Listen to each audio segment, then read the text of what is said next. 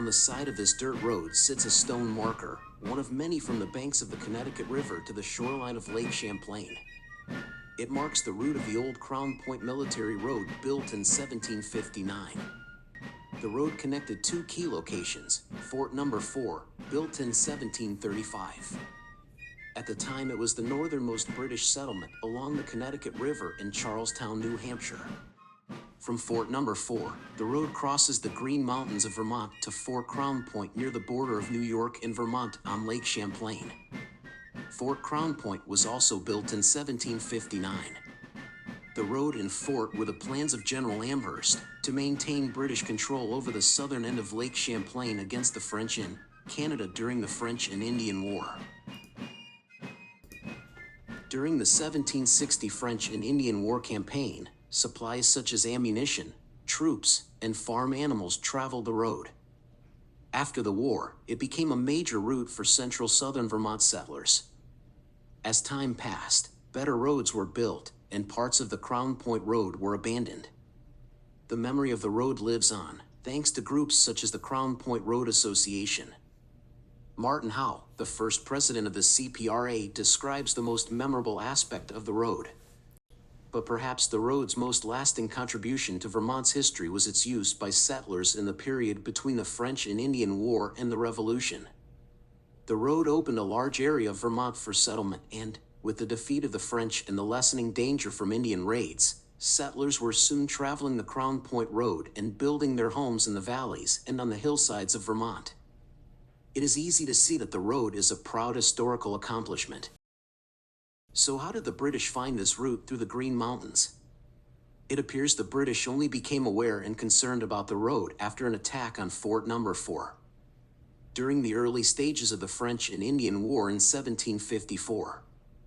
A group of Abenakis took captives from the fort to be ransomed in Montreal, Canada.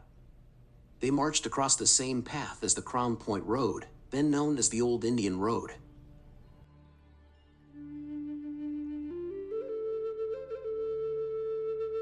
This article from the Black River Gazette, published on December 2, 1870, goes into depth about the pursuit of the road to stop attacks from the Abenakis.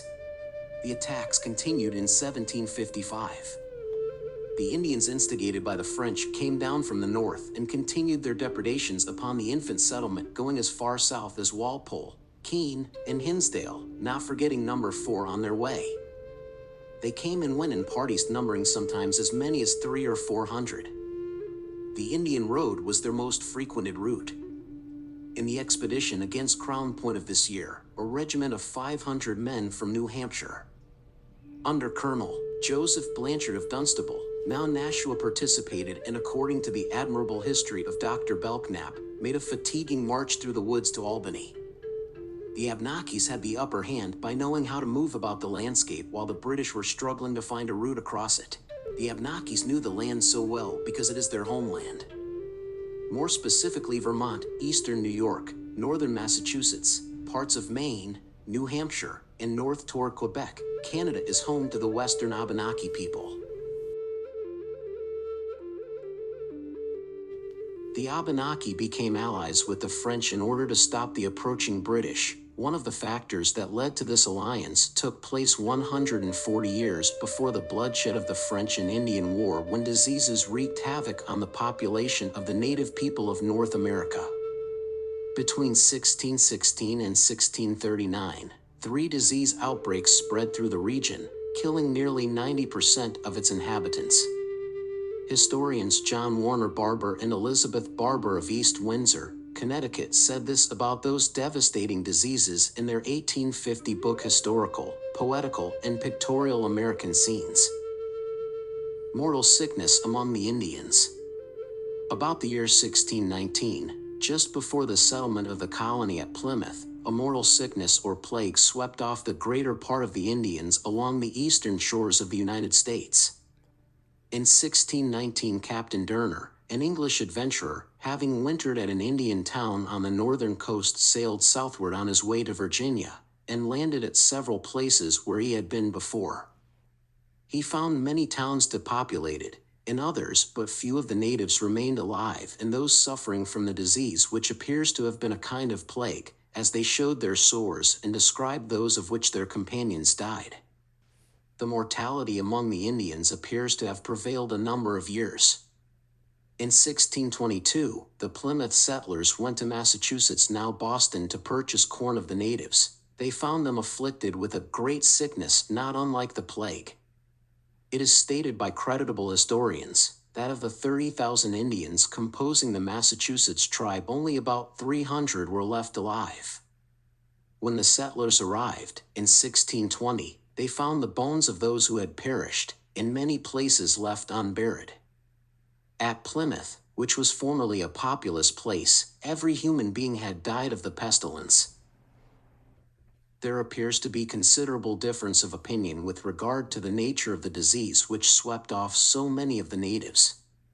Some suppose it to have been the smallpox, others, the plague, which raged at this time in many parts of the world, while many suppose it to have been the yellow fever, as it was stated by some of the Indians who survived, that the bodies of their companions who died were exceeding yellow all over before they died, and afterwards.